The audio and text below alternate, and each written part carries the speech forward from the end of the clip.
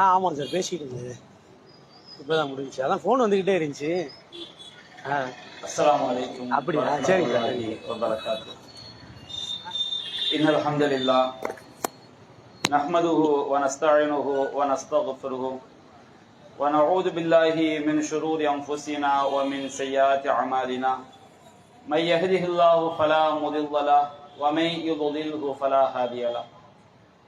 وأشهد أن لا إله إلا الله وحده لا شريك له وأشهد أن محمدا عبده ورسوله أما بعد.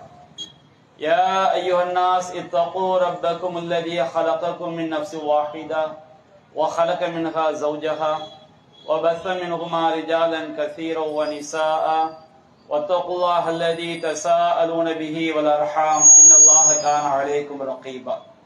يا أيها الذين آمنوا اتقوا الله وقولوا قولا سديدا يصلح لكم أعمالكم ويغفر لكم ذنوبكم ومن يطع الله ورسوله فقد فاز فوزا عظيما. إن أصدق الحديث كتاب الله وخير الهدي هدي محمد وشر الأمور محدثاتها وكل محدثة بدعة وكل بدعة ضلالة وكل ضلالة في النار. அளவிலா அருளாளனும் நிகரிலா பேரன்புடையவனுமாகிய எல்லாம் வல்ல அல்லாஹுவின் திருப்பெயரால் ஆரம்பம் செய்கின்றேன். அந்த வல்ல நாயனின் பற்றா பெருங்கருணை அல்லாஹுவின் இறுதி தூதரும் நம் உயிரினும் மேலான நபிகள் நாயகம் ஸல்லல்லாஹு அலைஹி வஸல்லம் அருளின் மீதும் அன்னாரின் வழிமுறையை நெறிதவறாமல் பின்பற்றிய உத்தம சத்திய சஹாபாக்கள் மீதும் அனைத்து முஸ்லிம்கள் மீதும் இந்த நிகழ்ச்சியிலே பங்கெடுத்திருக்கக்கூடிய நாம் அனைவரின் மீதும் என்றென்றும் நின்று நிலவட்டுமாறு. அன்பிற்குரிய பெரியோர்களே, தாய்மார்களே, சகோதர சகோதரிகளே, இந்த நிகழ்ச்சியிலே எது ஒற்றுமை என்கின்ற தலைப்பு எனக்கு தரப்பட்டிருக்கிறது. இதற்கான காரணம் என்னவென்று சொன்னால், இன்றைக்கு நம்முடைய இஸ்லாமிய சமுதாய மக்களுக்கு மத்தியிலே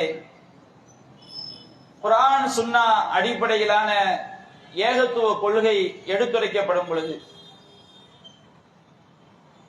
ஒரே ஒரு இறைவனை மட்டும்தான் நாம் வணங்கி வழிபட வேண்டும், அந்த இறைவனுக்கு இணை இல்லை, அந்த இறைவனுடைய தூதர் நமக்கு எவ்வாறு வழிகாட்டினார்களோ அந்த அடிப்படையில் தான் நம்முடைய வாழ்வை அமைத்துக் கொள்ள வேண்டும் என்ற சத்திய பிரச்சாரத்தை எடுத்துரைக்கும் பொழுது அதிகமான முஸ்லிம்கள் என்ன சொல்கிறார்கள் என்று சொன்னால், இவர்கள் ஒற்றுமைக்கு எதிரானவர்கள், இவர்கள் நமக்கு மத்தியில் பிளவுகளை பிரச்சனைகளை உருவாக்கக்கூடியவர்கள் என்பது போன்ற வாதம் வைக்கப்படுகிறது.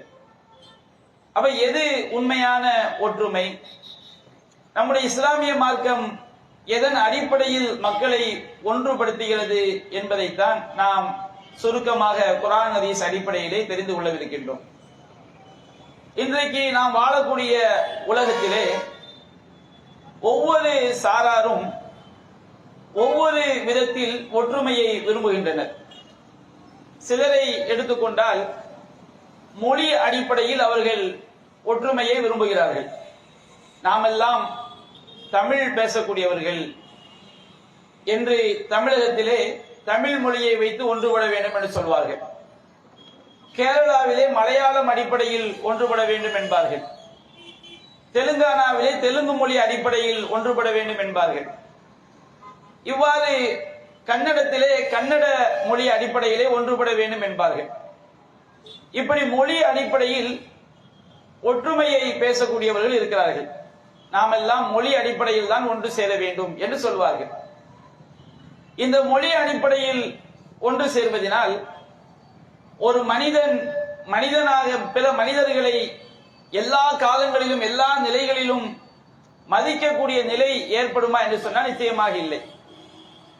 இன்னொரு மொழி பேசக்கூடியவருக்கு எதிராக ஒரு மொழி பேசக்கூடியவரை ஒன்று சேர்ப்பார்கள். ஆனால் அவர்கள் தமக்கென்று வரும் பொழுது, தன்னுடைய கோத்திரம் தன்னுடைய குலம் என்று வரும் பொழுது அதே மொழி பிரித்து பார்க்கக்கூடிய பகைக்கக்கூடிய ஒரு சூழலை பார்க்கிறோம். அப்ப இந்த மொழி அடிப்படையிலான ஒற்றுமை பலன் தருமா என்றால் நிச்சயமாக பலன் தரவில்லை என்பதை பார்க்கிறோம். அதே போன்று இனம் அடிப்படையில், பிறப்பின் அடிப்படையில், ஜாதியின் அடிப்படையில் எல்லாம் ஒற்றுமை கோஷம் எழுப்பப்படுவதை பார்க்கிறோம். ஒரு இனத்தில் பிறந்ததினால் நாம் எல்லாம் ஒற்றுமையாக இருக்க வேண்டும், ஒரு கோத்திரத்தில் பிறந்ததினால் நாம் எல்லாம் ஒற்றுமையாக இருக்க வேண்டும். அதே போன்று சில இடங்களில் ஊரின் அடிப்படையில் ஒற்றுமை என்ன செய்வார்கள், பேசுவார்கள். ஆனால் இந்த ஒற்றுமையை பேசக்கூடிய மக்கள் தமக்கென்று வரும்பொழுது தங்களுக்குள்ளே ஒருவருக்கொருவர் பகைவர்களாக, எதிரிகளாக மாறி நிற்பதை நாம் அன்றாடம் வாழ்க்கையில் பார்த்து வருகின்றோம். அப்ப இஸ்லாம் எதன் அடிப்படையில் மக்களை ஒன்றுபடுத்துகிறது? எதன் அடிப்படையில் ஒன்றுபட்டால் ஒரு மனிதன் இன்னொரு மனிதனை நேசிப்பான், ஒரு மனிதன் இன்னொரு மனிதனுக்கு துணை நிற்பான் என்பதை திருமறை குர்ஆனும் நபி மொழிகளும் நமக்கு மிக தெளிவாக எடுத்துரைக்கிறது. ஒற்றுமை என்பது நெல்லிக்காய் மூட்டை போன்று இருக்கக்கூடாது. நாம ஒரு மூட்டையில நெல்லிக்காய்களை நிரப்பி வைத்து அந்த மூட்டையை அவிழ்த்தோம் என்று சொன்னால் அந்த மூட்டையை கட்டி வைக்கின்ற வரை நெல்லிக்காய் சேர்ந்து இருக்கும். மூட்டையை அவிழ்த்துட்டோம் வச்சுக்கிடுங்க, நெல்லிக்காய்கள் அப்படியே சிதறி ஓடிவிடும். இது போன்ற ஒற்றுமையினால் எந்த விதமான பிரயோஜனம் கிடையாது. ஒற்றுமை என்பது உள்ளத்தால் ஒருவரை ஒருவர் நேசிக்கக்கூடிய வகையில் இருக்க வேண்டும். ஒரு கான்கிரீட் கட்டிடத்தை போன்று இருக்க வேண்டும். சில நேரங்களில் கூட கான்கிரீட் கட்டிடம் உறுதியாக இருக்கும், அதனுடைய பேஸ் மட்டும் உறுதியா இருக்காது. அதனுடைய அடித்தளம் சரியில்லை என்று சொன்னால் கான்கிரீட் கட்டிடம் கூட இடிந்து விழுந்து விடும். கான்கிரீட் என்பது உறுதியானது, அந்த அடித்தளம் சரியில்லை என்று வைத்துக் கொள்ளுங்கள், அந்த கட்டிடம் உறுதியாக இருக்குமா? ஒட்டுமொத்தமாக ஒரு விஷயத்திலே ஒன்று சேர்வார்கள், அவருடைய அடிப்படை சரியில்லை என்று சொன்னால் ஒட்டுமொத்தமாக அவர்கள் சீரழிவை நோக்கி சென்று விடக்கூடிய சூழலையும் பார்க்கிறோம். அப்ப நம்முடைய இஸ்லாமிய மார்க்கம் எந்த அடிப்படையில் ஒற்றுமையை வலியுறுத்துகிறது? இஸ்லாம் இந்த உலகத்தில் வாழக்கூடிய அனைத்து மனிதர்களும் ஒரே இறைவனுடைய அடிமைகள், மனிதர்களுக்கு மத்தியில் ஏற்றத்தாழ்வு கிடையாது. நம்முடைய இந்த உலக வாழ்க்கைக்கு பிறகு நிரந்தரமான மறுமை வாழ்க்கை என்ற ஒரு வாழ்க்கை இருக்கிறது. அந்த வாழ்க்கை அது நித்தியமானது, அது நிரந்தரமானது. யார் இவ்வுலகில் இறைவனுக்கு அடிபணிந்து வாழ்கிறார்களோ, இறை கட்டளைகளுக்கு கட்டுப்பட்டு வாழ்கிறார்களோ, உண்மையான ஓர் இறைவனை வணங்கி வழிபடுகிறார்களோ, அவர்கள்தான் மறுமையில் மரணத்திற்கு பிறகு உள்ள நிரந்தரமான வாழ்க்கையில் வெற்றி பெற முடியும் என்ற நம்பிக்கையின் அடிப்படையிலும் ஓர் இறைவனின் அடிமைகள் என்ற அடிப்படையிலும் மனித குலத்தை இஸ்லாம் ஒன்றுபடுத்துகிறது. இந்த ஒற்றுமை என்பது சாதாரண ஒற்றுமை அல்ல. திருமறை குர்ஆனிலே 49வது அத்தியாயத்திலே 13வது வசனத்தில் அல்லாஹ் கூறுகின்றான், யா அய்யுஹன் நாஸ் இன்னா ஹலக்னாகும் மின் தக்கரி வ உன்சா. உலக மனிதர்கள் அனைவரையும் திருமறை குர்ஆன் அழைப்பு விடுக்கிறது. மனிதர்களே, நாம் உங்கள் அனைவரையும் ஒரு ஆண் ஒரு பெண்ணிலிருந்து படைத்தோம், ஒரு தாய் ஒரு தந்தையிலிருந்து படைத்தோம். மனிதர்கள் அனைவரும் ஒரு தந்தையிலிருந்து உருவானவர்கள், ஒரு தாயிலிருந்து பிறந்தவர்கள். வஜஅல்னாகும் ஷுஉபன் வ கபாயில லிதஆரஃபு. உங்களை கிளைகளாகவும் கோத்திரங்களாகவும் குடும்பங்களாகவும் நாம் ஆக்கி இருப்பது நீங்கள் ஒருவரை ஒருவர் அறிந்து கொள்வதற்கு தான்.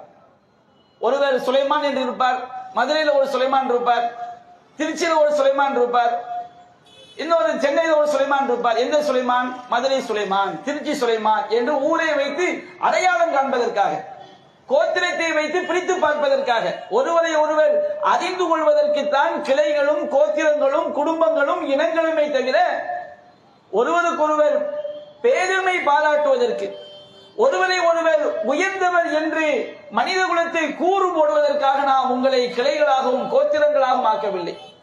ஒருவரை ஒருவர் அறிந்து கொள்வதற்காகத்தான் நாம் உங்களை குடும்பங்களாக, கிளைகளாக, கோத்திரங்களாக, இனங்களாக ஆக்கியிருக்கிறோம் என்று திருமறை குர்ஆன் சொல்லி காட்டுகிறது. மனிதர்களை யார் சிறந்தவராக முடியும்? இன்ன அக்கிரமக்கும் இந்தல்லாஹி அத்காக்கும். உங்களில் அல்லாஹ்விடத்தில் மிக கண்ணியத்திற்குரியவர் யார் என்று சொன்னால் இறைவனை அஞ்சக்கூடியவர் தான் இறைவனிடத்தில் கண்ணியத்திற்குரியவர். ஒருவர் குலத்தினால் இறைவனிடத்தில் நெருக்கமானவராக ஆகிவிட முடியாது. செல்வத்தை வைத்து இறைவனிடம் நெருக்கமானவராக ஆகிவிட முடியாது. உடல் தோற்றத்தை வைத்து இறைவனிடத்தில் நெருக்கமானவராக ஆகிவிட முடியாது. நபிகள் நாயகம் ஸல்லல்லாஹு அலைஹி வஸல்லம் அவர்கள் தம்முடைய வாழ்நாளில் கடைசி ஹஜ்ஜிலே அவர்கள் செய்த ஒரே ஹஜ்ஜி இறுதி ஹஜ். அந்த இறுதி ஹஜ்ஜிலே அவர்கள் முஸ்லிம்களுக்கு சஹாபாக்களுக்கு சொன்னார்கள் அற்புதமான ஒரு அறிவுரை. இஸ்லாமிய சமுதாயம் எதன் அடிப்படையில் மனித சமுதாயத்தை ஒன்றுபடுத்துகிறது, இஸ்லாம் முஸ்லிம்கள் எதன் அடிப்படையில் ஒன்றுபட வேண்டும் என்பதை அல்லாஹ் நபிகள் நாயகம் ஸல்லல்லாஹு அலைஹி வஸல்லம் எடுத்துரைக்கின்றார்கள்.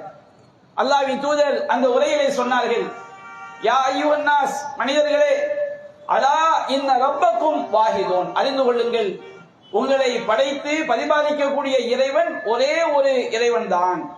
வ இன்ன அபாக்கும் வாஹிதுன், உங்களுடைய தந்தை ஒரே ஒரு தந்தை தான். இந்த உலகத்தில் வாழக்கூடிய எல்லா மனிதர்களும் ஆதம் என்ற ஒரே மனிதருடைய சந்ததிகள் தான். நபிகள் நாயகம் சொன்னார்கள், அலா லா ஃபதுல லி அரபியின் அலா அஜமியின் வலா லி அஜமியின் அலா அரபியின், ஒரு அரபி மொழி பேசக்கூடியவனை விட அரபி மொழி பேசாதவனை விட அரபி மொழி பேசக்கூடியவனுக்கு எந்த சிறப்பும் இல்லை. மொழி அடிப்படையில் ஏற்றத்தாழ்வு கற்பிக்க கூடாது. வலாலி அஜமியின் அலா அரபியின், ஒரு அரபி மொழி பேசக்கூடியவனை விட அரபி மொழி பேசாதவனுக்கு எந்த சிறப்பும் இல்லை. வலா அஹ்மர அலா அஸ்வத, ஒரு கருப்பனை விட சிவப்பு நிறத்தவனுக்கு எந்த சிறப்பும் இல்லை. வலா அஸ்வத அலா அஹ்மர, ஒரு சிவப்பு நிறத்தவனை விட கருப்பு நிறத்தவனுக்கு எந்த சிறப்பும் இல்லை. இல்லா பித் தக்வா, இறையச்சத்தை கொண்டே தவிர. எவர்கள் சிறந்தவர்கள்? யார் இறைவனுடைய கட்டளைகளுக்கு இறைவனுடைய வழிகாட்டுதல்களுக்கு கட்டுப்பட்டு வாழ்கிறார்களோ அவர்கள் தான் சிறந்தவர்கள். ஒருவன் சிறந்தவனாக ஆக முடியும் என்று சொன்னால் இறைவனுடைய கட்டளைகளுக்கு கட்டுப்பட்டு நன்மையான காரியங்களை நல்லறங்களை செய்யக்கூடியவர்கள் தான் சிறந்தவர்களை தவிர மொழியின் அடிப்படையிலோ நிறத்தின் அடிப்படையிலோ சிறந்தவர்களாக ஆக முடியாது அப்படின்னு நபிகள் சொன்னார்கள். நபிகள் நாயகம் ஸல்லல்லாஹு அலைஹி வஸல்லம் அவர்கள் இதை சொல்லிவிட்டு சஹாபாக்களிடம் கேட்டார்கள், ஐயு யௌமின் ஹாதா, இது எந்த நாள்? துல்ஹஜ் மாதம் அரஃபாவுடைய நாள், இது எந்த நாள் என்று கேட்கிறார்கள். சஹாபாக்கள் தான் சொன்னார்கள், இது யௌமுன் ஹராம், இது ஒரு புனிதமிக்க ஒரு நாள். ஐயு ஷஹரின் ஹாதா, இது எப்படிப்பட்ட மாதம் என்று கேட்டார்கள். துல்ஹஜ் மாதம் அது புனிதம் நிறைந்த ஒரு மாதம். சஹாபாக்கள் தான் சொன்னார்கள், ஷஹ்ருன் ஹராம், இது ஒரு புனிதமிக்க ஒரு மாதம். ஐயு பலதின் ஹாதா, மக்கமா நகரத்தில் நின்று கொண்டு கேட்டார்கள், இது எப்படிப்பட்ட ஊர்? சஹாபாக்கள் தான் சொன்னார்கள், இது பலதுல் ஹராம், இது புனிதமிக்க ஒரு ஊர் என்று சொன்னார்கள். நபிகள் நாயகம் ஸல்லல்லாஹு அலைஹி வஸல்லம் அவர்கள், நீங்கள் எப்படி இந்த நாளை புனிதமாக கருதுகிறீர்களோ, இந்த மாதத்தை புனிதமாக கருதுகிறீர்களோ, இந்த ஊரை புனிதமாக கருதுகிறீர்களோ, இன்ன அம்வாலக்கும் வ அலாலக்கும் அலைக்கும் ஹராம் ஃப இன்ன திமாஅக்கும் வ அம்வாலக்கும் வ அலாலக்கும் அலைக்கும் ஹராம், உங்களுடைய உயிர்களும், ஒரு முஸ்லிமிற்கு இறைவனுடைய அடியார்கள் ஒரே இறைவன் தான் என்ற அடிப்படையில் ஒன்றுபட்ட ஒரு முஸ்லிம், இன்னொரு முஸ்லிமுடைய மானம் உங்களுக்கு புனிதமானது, இன்னொரு முஸ்லிமுடைய உயிர் உங்களுக்கு புனிதமானது, இன்னொருவனுடைய செல்வம் உங்களுக்கு புனிதமானது. அடுத்தவனுடைய செல்வத்தை அநியாயமான முறையில் தடுக்கப்பட்ட முறையில் நீங்கள் எடுத்துக்கொள்வது கூடாது. அனுமதிக்கப்பட்ட முறையில் நீ எடுத்துக்கொள்ளலாம். வியாபாரம் செய்து சம்பாதிக்கலாம். ஆனால் லஞ்சம் வாங்கி சம்பாதிக்கலாமா? வட்டி வாங்கி சம்பாதிக்கலாமா? வரதட்சணை வாங்கி சம்பாதிக்கலாமா? மக்களை அழிக்கக்கூடிய பொருட்களை விற்பனை செய்து சம்பாதிக்கலாமா? பிற மனிதனுடைய செல்வத்தை நீங்கள் புனிதமாக பார்க்க வேண்டும். மக்கமா நகரத்தை புனிதமாக பார்ப்பதை போன்று அடுத்தவனுடைய செல்வம் புனிதமானது, அதை அநியாயமாக நீங்கள் எடுத்துக்கொள்ள கூடாது. பிறருடைய மானம் புனிதமானது. அடுத்தவர்கள் மீது அவதூறு பரப்புவது, அடுத்தவர்கள் மீது புறம் பேசுவது, தவறான பொய்யான தகவல்களை பரப்புவது, அடுத்தவருடைய மானத்தை நாம் பாதிப்புக்குள்ளாக்குவது, அதை செய்து விடாதீர்கள். மானம் புனிதமானது, உயிர்கள் புனிதமானது, எந்த உயிரையும் அநியாயமாக கொலை செய்து விடாதீர்கள் என்று சொன்னார்கள். அப்ப இந்த ஒரு ஒற்றுமை இருக்கு பாருங்க, இது எப்ப ஏற்படும்?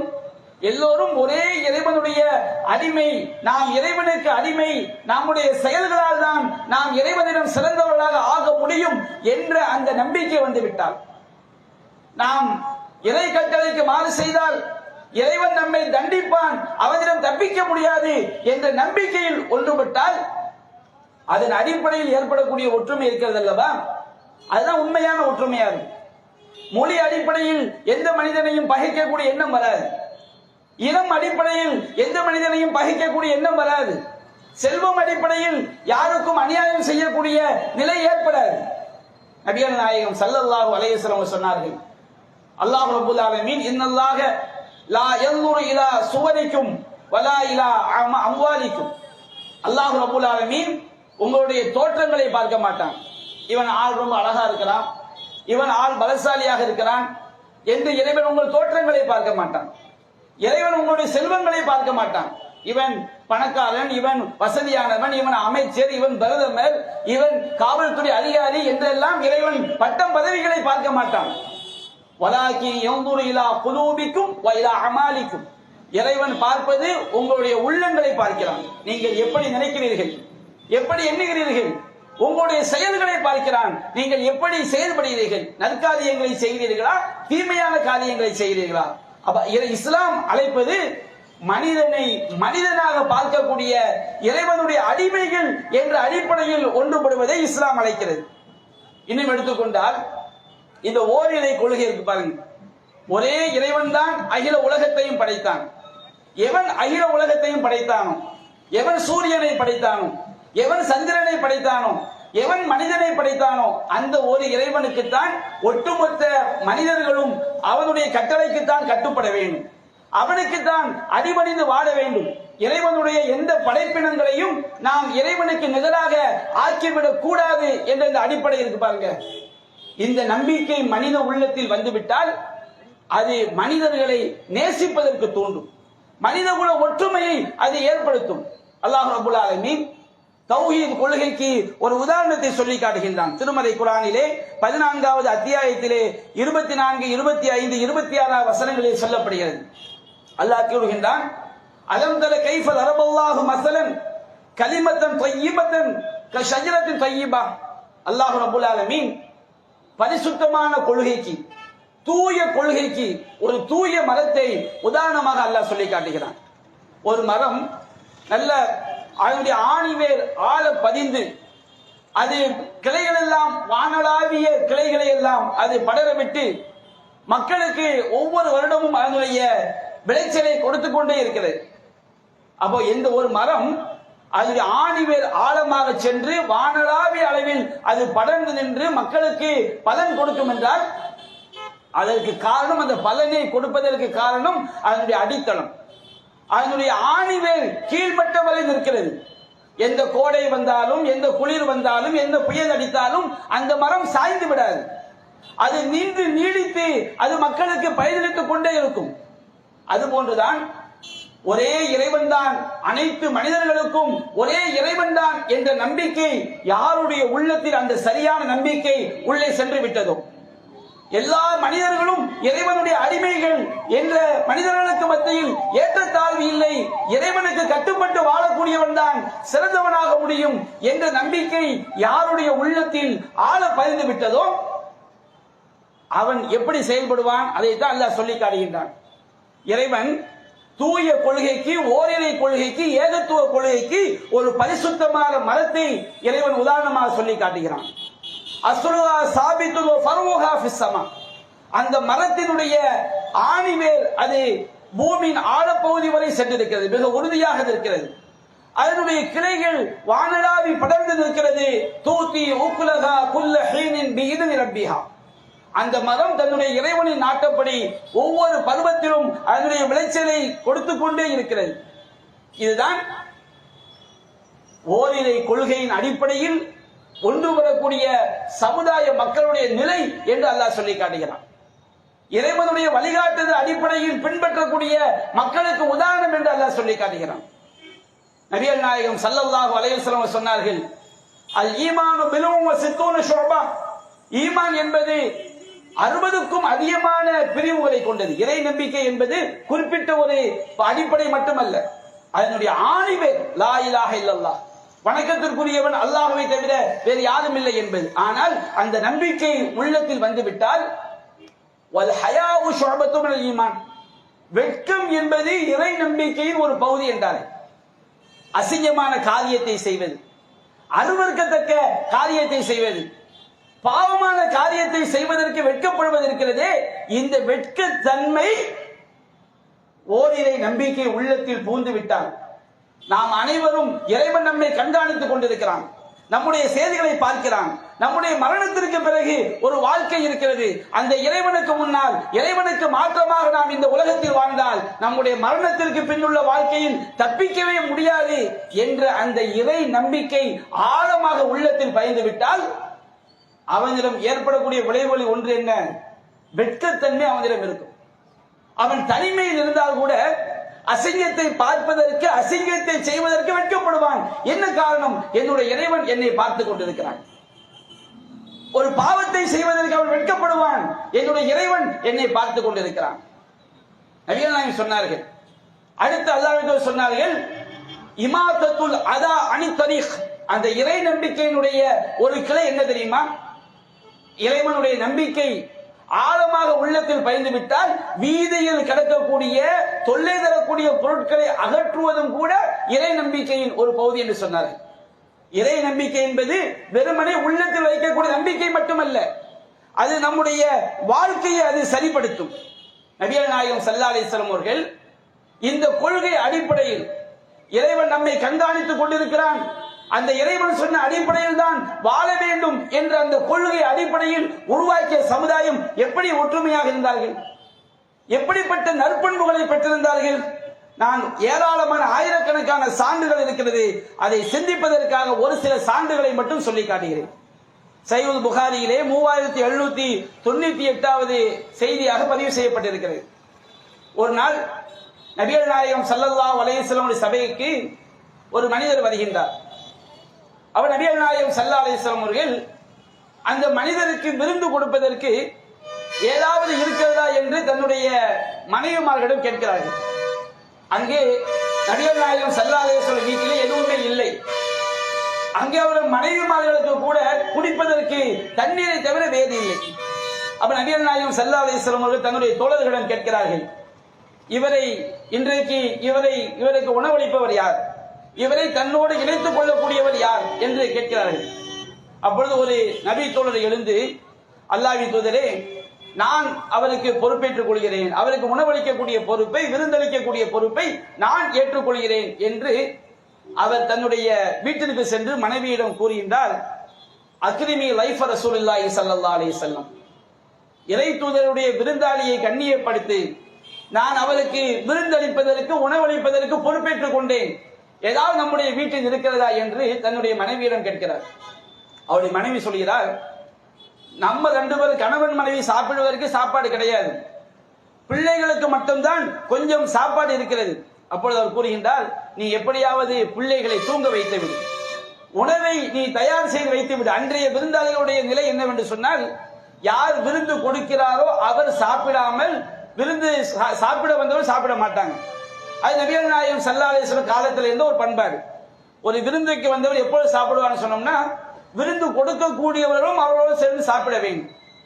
அப்ப அந்த பண்பாடு அவங்கள்ட்ட இருந்த காரணத்தினால அவர் சொல்றாரு, நீ 3, தன்னுடைய மனைவிக்கு சொல்றாரு, நீ 3 தட்டுக்களை எடுத்து வைத்து விடு, அவருடைய உணவில் தட்டில் மட்டும் நீ உணவை வைத்துவிட்டு நீ சாப்பிட ஆரம்பிக்கும் பொழுது விளக்கை சரி பண்ணுவது போது விளக்கை நீ அணைத்து விடு. அந்த மாதிரியே மனைவி என்ன செய்யறாங்க, குழந்தைகளை முன்கூட்டியே தூங்க வைக்கிறார். விருந்தாளி அழைத்து வந்து அவருடைய தட்டில் மட்டும் சாப்பாட்டை எடுத்து வைத்து விட்டு விளக்கை சரி செய்வது போன்று அணைத்து விட்டு இருட்டில் இவர்கள் வெறும் தட்டில் சாப்பிடுவதை போன்று நடிக்கிறார்கள். வெறும் தட்டு சாப்பாடு அது கிடையாது. என விருந்தாளி சாப்பிட வேண்டும், நாம் சாப்பிடாவிட்டால் அவர் சாப்பிட மாட்டார். அப்ப விருந்தாளி சாப்பிட வேண்டும் என்பதற்காக கணவனும் மனைவியும் சாப்பிடுவதை போல் நடிக்கிறார்கள். விருந்தாளி பார்க்கிறார், நமக்கு உணவளிப்பவர்கள் அவர்கள் சாப்பிட்டுக் கொண்டிருக்கிறார்கள், நாமும் சாப்பிடுவோம் என்று அவர் நன்றாக சாப்பிட்டு விட்டு அவர் சென்று விடுகிறார். இந்த சம்பவம் யாருக்கும் தெரியாது.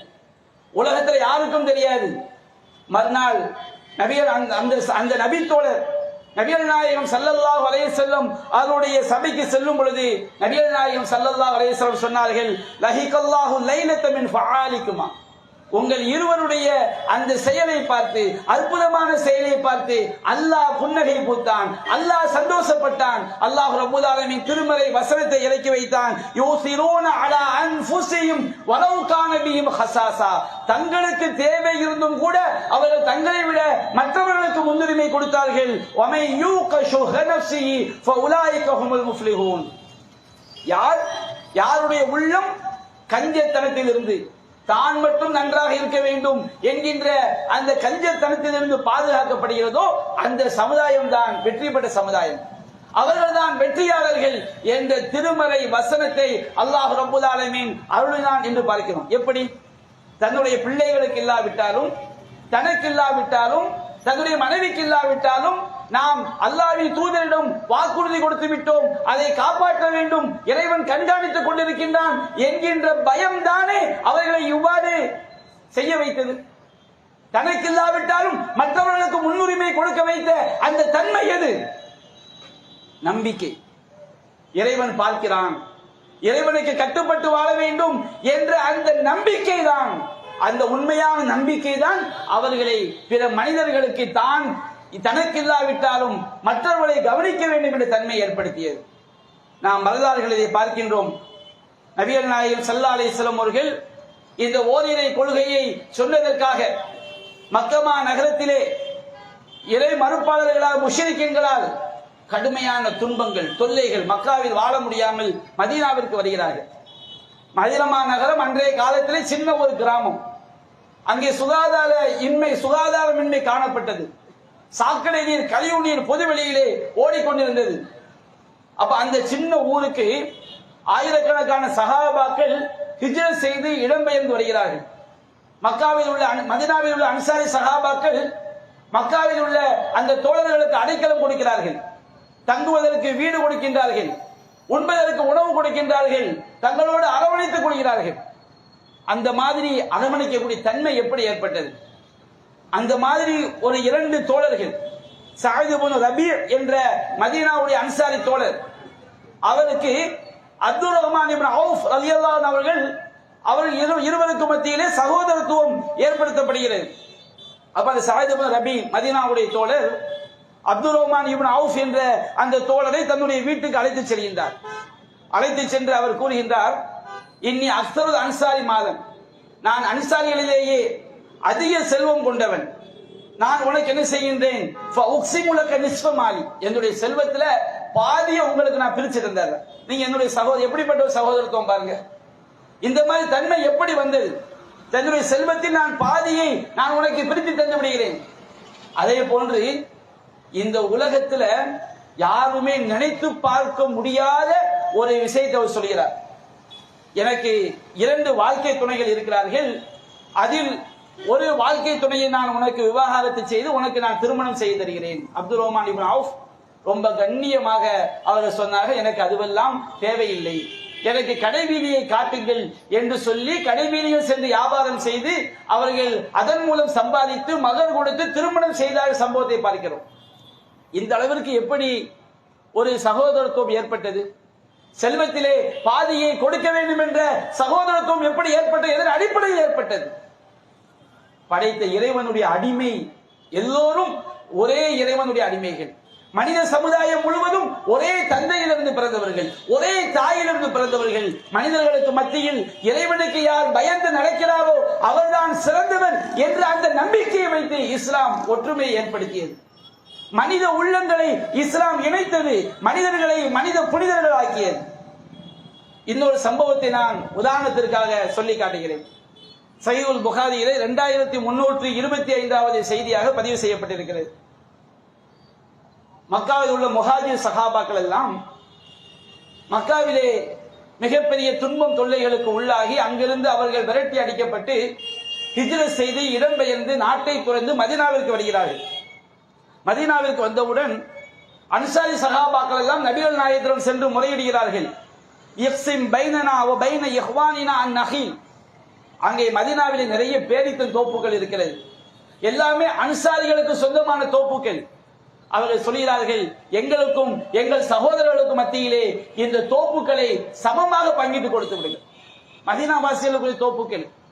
இன்றைக்கு சாதாரண தண்ணி விஷயத்த பஞ்சாயத்து, எங்களுக்கு நாங்க தண்ணி கர்நாடகா நமக்கு தண்ணி தர மாட்டேங்குது, கேரளாவுடைய பஞ்சாயத்து நாங்க எப்படி தமிழ்நாடு தண்ணி கொடுக்க முடியும், கர்நாடகாவோட பஞ்சாயத்து காவிரி பிரச்சனை, எங்கு பார்த்தாலும் பிரச்சனை. நான் மட்டும் நன்றாக இருக்க வேண்டும், மற்றவர்கள் அழிந்து சாக வேண்டும் என்ற சிந்தனை ஊட்டப்பட்டிருப்பதை பார்க்கிறோம். ஆனால் ஒரு சமுதாயத்தை நபிகள் நாயகம் உருவாக்கி காட்டினார்கள். அந்த சமுதாயம் தனக்குரிய சொத்துக்களை நான் உங்களுக்கு பாதியாக பங்கு வைத்து தருகிறோம், எங்களுடைய சகோதரர்கள், எங்களுடைய நண்பர்கள், எங்களுடைய குடும்பத்தவர்கள் என்று பார்த்து அவர்கள் சொன்னார்கள். அப்போ நபிகள் நாயகம் ஸல்லல்லாஹு அலைஹி வஸல்லம் அந்த மாதிரி செய்ய வேண்டாம். நீங்கள் ஃபகாலு அந்த அன்சாரி சஹாபாக்கள் சொன்னார்கள், தக்ஃபூனா அல் மௌனத வ நுஷ்ரிகுகும் ஃபி ஸமரா. நாங்கள் என்ன செய்கிறோம், நீங்கள் உங்களுடைய உழைப்புகளை தோப்பில் காட்டுங்கள், நாங்கள் உங்களுக்கு விளைச்சலில் உங்களை கூட்டாக்கி கொள்கிறோம். நீங்க எங்க தோப்புகள்ல உழைங்க. முஹாஜிர் சஹாபாக்கள் பாதியை பிடிச்சு கொடுக்கிறோம் சொன்னாங்க. நபிகள் நாயகம் வேண்டாம் என்று சொன்னவுடன் அவர்கள் எங்கள் தோப்புகளில் உழைக்கட்டும், அதில் வரக்கூடிய கூலியில் நான் விளைச்சலின் பாதியை அவர்களுக்கு கொடுத்து விடுகிறோம் என்று சொன்னவுடன் அன்சாரி சஹாபாக்கள் சமீஅனா வ அதானா, நாங்கள் செவியேற்றோம் கட்டுப்பட்டோம் என்று சொல்லி அவ்வாறு அந்த மக்களை அரவணைத்தார்கள். எப்படி இந்த அரவணைக்கக்கூடிய பண்பு எப்படி வந்தது? இன்றைய முஸ்லிம்களிடம் கூட இப்படிப்பட்ட ஒரு பண்பை பார்க்க முடியாது. ஆனால் நபிகள் நாயகம் ஸல்லல்லாஹு அலைஹி வஸல்லம் உருவாக்கிய சமுதாயம் தன்னுடைய சொத்துக்களின் பாதியை கொடுப்பதற்கு முன்வந்தார்களே, இந்த ஒற்றுமை எப்படி ஏற்பட்டது? உண்மையான நம்பிக்கை, உண்மையான பயம். படைத்த இறைவனுடைய கட்டளைகளுக்கு அவர் உண்மையிலேயே பயந்தார்கள். இறைவன் நம்மை பார்த்துக் கொண்டிருக்கிறான், இறைவன் நம்மை கண்காணித்துக் கொண்டிருக்கிறான், அந்த இறைவன் மறுமையில் நம்மை விசாரிப்பான். அதற்குரிய ஆதாரங்கள் ஒரே இறைவன் தான் என்பதற்குரிய அசைக்க முடியாத நம்பிக்கைகளை, ஆதாரங்களை திருமறை குர்ஆன் மனித சமுதாயத்திற்கு எடுத்து வைத்தது. அதை அவர்கள் சிந்தித்தார்கள். சிந்தித்து இதுதான் சரியான கொள்கை என்பதை ஏற்றுக்கொண்டு ஒன்றுபட்டார்கள். மனித குலம் முழுவதையும் நேசிக்கக்கூடிய மக்களாக அவர்கள் மாறினார்கள். பிலால் ரலியல்லாஹு அன்ஹு அவர்கள் இஸ்லாமிய வரலாற்றிலே இன்றைக்கு ஒட்டுமொத்த உலகத்தில் வாழக்கூடிய எல்லா முஸ்லிம்களும் பிலால் என்ற பிலால் ரலியல்லாஹு அன்ஹு அவர்களை மிகப்பெரிய ஒரு நபி தோழராக நாம் பார்க்கிறோம். நபிகள் நாயகம் ஸல்லல்லாஹு அலைஹி வஸல்லம் அவர்கள் மதீனாவிலே பாங்கு சொல்வதற்கு அவர்கள் நியமித்தார்கள். மக்கமா நகரம் வெற்றி கொண்டப்பட்ட போது அந்த பிலால் மக்கமா நகரத்திலே காபாவிலே அவர் பாங்கை ஒலித்தார். அந்த பிலால் யார்? அன்றைய அரபுகள் கருப்பு நிறத்தவராக, அடிமையாக, அவர்களை இழிபிறவிகளாக அந்த அரபுகள் கருதினார்கள். கருப்பு நிறத்தவர்களை மதிக்க மாட்டார்கள். அரபிகளிடம் இருந்த குலப்பெருமை, இனப்பெருமை என்பது இந்த உலகத்தில் அவங்கள மாதிரி ஒரு இனவெறி பிடித்த கூட்டம் இல்லை. நபிகள் நாயகம் வருவதற்கு முன்பாக அவர்களை போன்று மொழிவெறி பிடித்த கூட்டம் இல்லை. நபிகள் நாயகம் வருவதற்கு முன்பாக இனத்தால், மொழியால், குலத்தால் பேதமை பாராட்டி அதற்காகவே சாகும் வரை சண்டையிடுவார்கள். அவர்கள் சாகும் போது சொல்லிட்டு சாவாங்களாம், டேய் 10 வருஷத்துக்கு முன்னாடி நம்ம குலத்துல ஒரு ஆளை கொலை பண்ணிட்டான்டா, அவனை விட்டுறால, நீ கொலை பண்ணு சொல்லி பிள்ளைட சொல்லிட்டு சாவாங்களாம். நபிகள் நாயகம் வருவதற்கு முன்பாக அந்த சமுதாயம் அடுத்தவனுடைய ஒட்டகம் தன்னுடைய வீட்டினுடைய நீர் தொட்டியில் தண்ணீர் குடித்ததற்காக அவள் சாவும் போது சொல்வானா, அவன் வீட்டு ஒட்டகம் இத்தனை வருஷத்துக்கு முன்னாடி நம்ம வீட்டு தொட்டில தண்ணி குடிச்சது, அதுக்கு நீ பழி வாங்கிடு, பழி வாங்காம விட்டுறாத. எவ்வளவு கேடு கெட்ட மக்களாக இருந்தார்கள். அந்த சமுதாயத்தை உள்ளத்தால் ஒன்றிணைத்தது எது? எப்படி அவர்கள் ஒற்றுமையாக மாறினார்கள்? ஒரே இறைவனுடைய அச்சம், ஓரிரை கொள்கையினுடைய பயம், மறுமையை பற்றிய பயம். இந்த அடிப்படையில் தான் நபிகள் நாயகம் ஸல்லல்லாஹு அலைஹி வஸல்லம் இஸ்லாம் அவர்களை ஒன்றுபடுத்தியது. ஒரு காலத்திலே குறைஷிகளில் மிகப்பெரிய தலைவர் நபிகள் நாயகம் ஸல்லல்லாஹு அலைஹி வஸல்லம் அவர்களுக்கு பிறகு அபூபக்கர் சித்திக் ரலியல்லாஹு அன்ஹு அவர்களுக்கு பிறகு ஒட்டுமொத்த இஸ்லாமிய சமுதாயமும் மிகப்பெரிய தலைவராக, மிகப்பெரிய நல்லடியாராக பார்க்கக்கூடிய உமர் இப்னு ஹத்தாப் ரலியல்லாஹு அன்ஹு சொன்னார்கள். சஹீஹுல் புகாரியிலே பதிவு செய்யப்பட்டிருக்கிறது. அபூபக்கர் சையதுனா, அபூபக்கர் நம்முடைய தலைவர், அத்தக சையதனா யானி பிலால், நம்முடைய தலைவர் பிலாலை அவர்தான் விடுதலை செய்தார். குறைஷி குலம் மிகப்பெரிய உயர்குலம் என்று சொல்ல குலத்தில் பிறந்த அபூபக்கரும் மிகப்பெரிய தாழ்ந்த குலமாக கருதப்பட்ட பிலாலையும் உமர் ரலியல்லாஹு அவர்கள் சமமாக பாவித்தார் என்று சொன்னால் அந்த தன்மை எது கொடுத்தது? இந்த ஒற்றுமை எதன் மூலமாக ஏற்பட்டது என்பதை நாம் சிந்தித்து பார்க்க வேண்டும். அப்ப இந்த ஒற்றுமை என்பது அல்லாஹ்விற்கு கட்டுப்பட்டு வாழ்வதில்தான், கட்டுப்பட்டு வாழ்ந்தால் மட்டும்தான் ஒரு மனிதன் இன்னொரு மனிதனை சரியாக நேசிக்க முடியும். அவனை இறைவனுக்காக நேசிக்கும் பொழுதுதான் இறைவன் நமக்கு கூலி தரப் போகிறான் என்ற நன்மையை எதிர்பார்த்து மனிதர்களை நேசிக்க முடியும். வேற எந்த நோக்கம் இல்லைன்னு வச்சுக்கிறீங்க. இங்கிலாந்துல சிறை கைதிகள் பல்லாண்டு பயங்கரமான கொடூரமான குற்றங்களை எல்லாம் செஞ்ச சிறை கைதிகளை போய் என்ன செஞ்சாங்க, ஒவ்வொரு மதத்தினுடைய அந்த மத பிரச்சாரம் அழைத்து அந்த சிறை கைதிகளுக்கு நற்போதனை செய்வாங்க. அப்போ நம்ம முஸ்லிம்களை சார்ந்த சில மார்க்க அறிஞர்கள் சிறை கைதிகளை போய் சந்திக்கிறாங்க. யூகே அரசாங்கம் அதற்கு அனுமதி கொடுக்குது. அப்ப அந்த சிறை கைதிகள், நீங்க ஏன்பா இந்த மாதிரி செயல்லாம் பாவங்களை தான் செஞ்சீங்க? அப்ப அவங்க சொன்ன பதில், இந்த உலகத்துல நாங்க யாருக்காண்டி வாழணும், எதுக்காண்டி வாழணும்? நான் நல்லா இருக்கணும், நான் சாப்பிடணும், எனக்கு தான் நான் வாழ முடியுமே தவிர நான் அடுத்தவங்களுக்காண்டி வாழ்ந்து எனக்கு என்ன புண்ணியம் கேட்கிறாங்க. அப்பதான் அந்த நம்முடைய இஸ்லாமிய மார்க்க அறிஞர் அவங்களுக்கு எடுத்து சொல்றார், அப்படி அல்ல, இந்த உலகத்துடைய லட்சியம் என்னவென்று தெரியாமல் வாழாதீர்கள். எதற்காக வாழ வேண்டும் என்ற அடிப்படை ஒரு மனிதனுடைய உள்ளத்தில் இல்லை என்றால் நமக்கு என்ன கூலி கிடைக்க போகிறது என்ற விளைவு மனித உள்ளத்தில் வரவில்லை என்று சொன்னால் அவர்கள் எந்த பாவத்தையும் செய்வதற்கு துணிவார்கள். இன்றைக்கு கோடி கணக்கில், லட்சம் கோடி கணக்கில் ஊழல் செய்வதற்கு என்ன காரணம்? மக்கள் பெயரை சொல்லி ஆட்சிக்கு வந்துவிட்டு அதிகாரத்திற்கு வந்துவிட்டு லட்சம் கோடிகளை ஊழல் பண்றாங்களே. சாதாரண நிழற்குடை கட்டினால் ஊழல், ஒரு விதவைகளுக்கு பென்ஷன் கொடுத்தால் அதுல ஊழல், எதுல எடுத்தாலும் ஊழல். எந்த கட்சியும் விதிவிலக்கல்ல. இதற்கெல்லாம் என்ன காரணம்? அவன் வரும்போதே சொல்வான், டேய் நான் எம்எல்ஏ ஆனது சாதாரணமா, பல கோடிகளை இழந்துட்டு எம்எல்ஏ ஆகி இருக்கிறேன், நான் சம்பாதிக்க வேண்டாமா?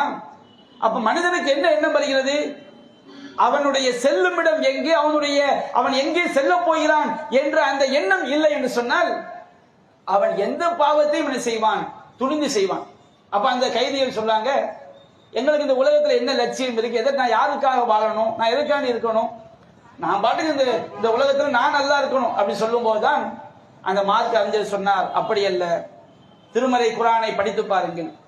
நம்முடைய இந்த உலக வாழ்க்கை என்பது இறைவன் அன்னமா அம் ஹசிப்தும் அன்னமா ஹலக்னாக்கும் அபஸா, நாம் உங்களை வீணுக்காக படைத்தோம் என்று எண்ணிக்கொண்டீர்களா? ஏதோ உலகத்துல வாழ்ந்தோம், பிறந்தோம், வாழ்ந்தோம், செத்தோம், அதோடு முடிஞ்சு போச்சு, நம்ம யாரும் நம்மை விசாரிக்க மாட்டார்கள் என்ற எண்ணத்திலேயே வாழ்ந்து கொண்டிருக்கிறார். அல்லாஹ் கேட்கின்றான், மரணத்துக்கு பிறகு ஒரு வாழ்க்கை இருக்கிறது, நீ என்னிடம் வந்துதான் தீர வேண்டும். ஃபமன் அஅரத அன் ذிக்ரி, இந்த உலகத்தில் வாழும் பொழுது என்னுடைய அறிவுரையை, என்னுடைய உபதேசத்தை எவன் புறக்கணித்தானோ ஃபஇன்ன லஹு மஈஷத்தன் லங்கா, அவனுக்கு மறுமையிலே மரணத்திற்கு பிறகு நெருக்கடியான வாழ்க்கை இருக்கிறது. வனஹ்ஷுருஹு யௌமல் கியாமத்தி அமா, நாம் அவனை மறுமை நாளில் எழுப்பும் பொழுது குருடனாக எழுப்புவோம். அவன் கேட்பான், இறைவா லிம ஹஷர்தனி அமா, என்னை எதற்கு குருடனாக எழுப்பினாய்? வகது குந்து பசீரா, நான் உலகத்திலே பார்ப்பவனாக இருந்தேனே. அப்ப இறைவன் கூறுவான், கதாலிக்கு அத்தத்துக்கு ஆயாத்துனா, நீ இப்பொழுது இந்த மறுமையிலே நீ எப்படி குருடனாக எழுப்பப்பட்டிருக்கிறாயோ அதே போன்று உலகத்திலே என்னுடைய வசனங்கள், இறை வசனங்கள், இறைவனுடைய போதனைகள் உனக்கு சொல்லி காட்டப்பட்டது. நீ அவற்றையெல்லாம் புறக்கணித்தாய், கருத்து குருடனாக வாழ்ந்தாய். அந்த போதனைகளை சிந்திப்பதற்கு உனக்கு நேரம் இல்லை, அந்த போதனைகளை படிப்பதற்கு உனக்கு நேரம் இல்லை. ஏதோ நாம் உலகத்தில் பிறந்தோம், வாழ்ந்தோம், செத்தோம் என்று நீ வாழ்ந்து கொண்டிருந்தாய். கதாலிக்க யௌம துன்சா, எனவே இன்றைய தினம் நீ என்னால் புறக்கணிக்கப்பட்டு விட்டாய் என்று இறைவன் சொல்வான். அப்போ வாழ்க்கைக்கு ஒரு லட்சியம் இருக்கிறது.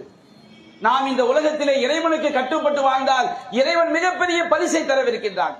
இறைவனிடத்தில் சிறந்த மதிப்பை பெற முடியும், உயர்ந்த சொர்க்கத்தை அடைய முடியும் என்று திருமறை குர்ஆன் சொல்லக்கூடிய வாழ்க்கையின் லட்சியங்களை அந்த சிறை கைதிகளுக்கு எடுத்துரைத்து அவர்கள் பலரும் இதுதான் என்னுடைய வாழ்க்கை, நான் எவ்வாறு இந்த உலகத்தில் வாழ வேண்டும் என்ற அடிப்படையை எனக்கு போதித்தது திருமறை குர்ஆன் என்று சொல்லி பல சிறை கைதிகள் அவர்கள் மனமாற்றத்துக்கு உள்ளாகி இஸ்லாத்தை ஏற்றுக்கொண்டு இன்றைக்கும் அவர்கள் இஸ்லாத்தை பின்பற்றிக் கொண்டிருக்கிறார்கள். அப்ப இந்த வாழ்க்கையினுடைய அடிப்படையை சொல்லி காட்டக்கூடிய திருமறை குர்ஆன். அப்ப இன்றைக்கு என்ன ஒரு பிரச்சனை, நாங்க பலரும் பல பாவமான காரியங்களை செய்வார்கள், வட்டி வாங்குவார்கள், வரதட்சணை வாங்குவார்கள், எல்லாம் வல்ல இறைவனுடைய கட்டளைகளுக்கு மாற்றமாக நடப்பார்கள். நபிகள் நாயகம் ஸல்லல்லாஹு அலைஹி வஸல்லம் அவர்கள் எப்படி ஒவ்வொரு காரிய சல்லூகமா ரஐதுமுனி உஸல்லி, என்னை எவ்வாறு தொழ கண்டீர்களோ அவ்வாறு தொழுகை சொல்லும் பொழுது அந்த தொழுகையிலே பல அனாச்சாரங்களை செய்வார்கள். மார்க்கத்தில் காட்டித் தரப்படாத பல்வேறு விதமான பித்ஆவான காரியங்களை, நூதன பழக்கங்களை மார்க்கம் என்ற அடிப்படையில் செய்வார்கள். அதையெல்லாம் போய் சொல்லும் போது வரதட்சணை வாங்காத, திருமறை குர்ஆன் சொல்கிறது வஆத்து நிஸா ஸதகாத்துஹின்னா, பெண்களுக்கு மகர் கொடுத்து திருமணம் செய்யுங்கள். பெண்களுக்கு மனக்கொடையை ஆண் தான் கொடுக்க வேண்டும். ஒரு பெண்ணை திருமணம் முடித்து விட்டால் அவளுடைய அனைத்து செலவுகளுக்கும், அவளுக்கு உணவு கொடுப்பது, உடை கொடுப்பது, தங்குமிடத்தை ஏற்படுத்தி கொடுப்பது எல்லாம் கணவனுடைய பொறுப்பு. நீ எப்படி பெண் வீட்டாரிடமிருந்து லட்சக்கணக்கில் நீ பணமாகவும் அல்லது பொருளாகவும் நீ வரதட்சணை வாங்குகிறாயே, இது எப்படி உனக்கு அனுமதிக்கப்பட்ட பொருளாக ஆக முடியும்? நீ அல்லாஹ்வுடைய கட்டளைக்கு மாற்றமாக நடக்கிறாய் அல்லவா? இதை சொன்னால் ஐயோ ஒற்றுமைக்கு எதிராக வந்து விட்டார்கள், வரதட்சணை வாங்குவார்கள். ஏன் இப்படி வரதட்சணை வட்டி வாங்குவார்கள்? ஏன் இப்படி வட்டி வாங்குகிறீர்கள்? அல்லாஹ் திருமறை குர்ஆன் எச்சரிக்கை செய்கின்றான், யா அய்யுஹல்லதீன ஆமனூ லா தஅகுலுர் ரிபா அல்ஆஃப முதாஅஃபா. இறை நம்பிக்கையாளர்களே, பன்மடங்காக பெருகக்கூடிய வட்டியை உண்ணாதீர்கள். ஒரு வெள்ளம் வரும் பொழுது அணை போட்டு தடுக்கிறோம் வச்சுக்கிடுங்க, நம்ம எவ்வளவு பலமாக அணை போட்டாலும் எங்காவது ஒரு இடத்தில் அந்த வெள்ளம் உடைத்துக் கொண்டு கிளம்பும். அதுபோன்று இன்னைக்கு வட்டி பொருளாதாரத்தில் ஒரு பக்கம் வட்டி வாங்கி மக்களுடைய செல்வங்களை சாப்பிட்டு ஒரு கூட்டம் அப்படியே வளர்ந்து கொண்டே போகிறது.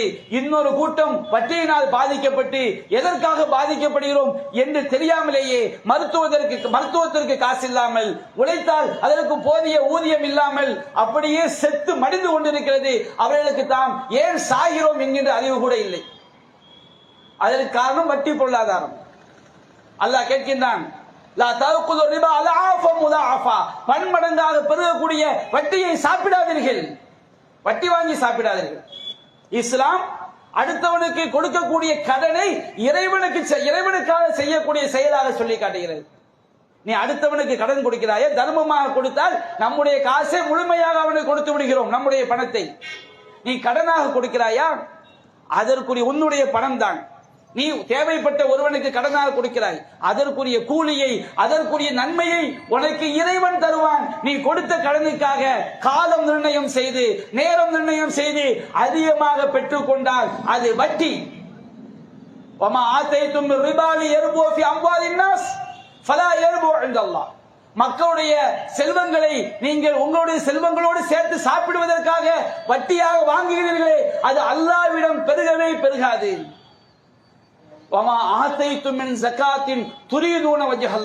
அல்லாஹ்வுடைய திருமுகத்தை நாடி, மறுமைக்காக இறைவனுடைய முகத்தை நாடி, இறைவனுக்கு பயந்து நீங்கள் ஏழைகளுக்கு தர்மமாக கொடுக்கிறீர்களே,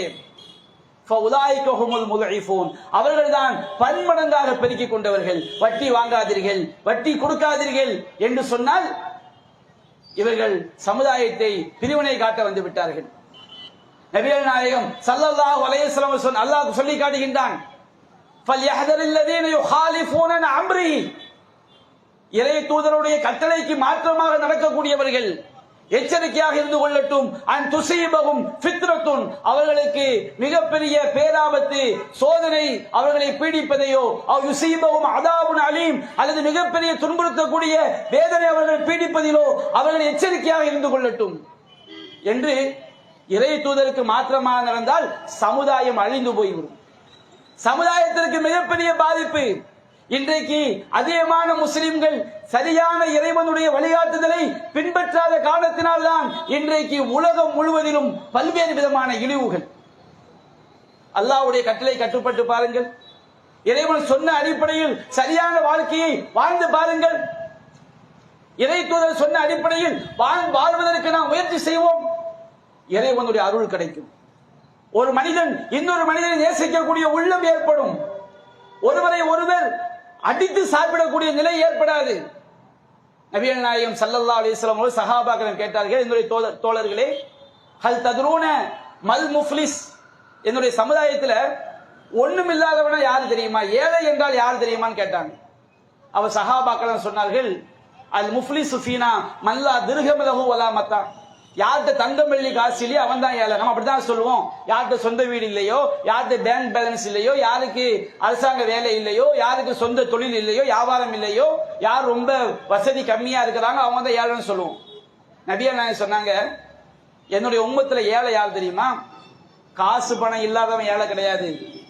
ஒருவன் மறுமை நாளில் வருவான், இறைவனை அதிகமாக தொழுது, இறைவனுக்காக அதிகமாக நோன்பு நோற்று, இறைவனுக்காக பல்வேறு நல்லறங்களை செய்து மலை போன்ற நன்மைகளை சுமந்து கொண்டு வருவான். ஆனால் அவன் இன்னும் சில பாவங்களை செய்திருப்பான்.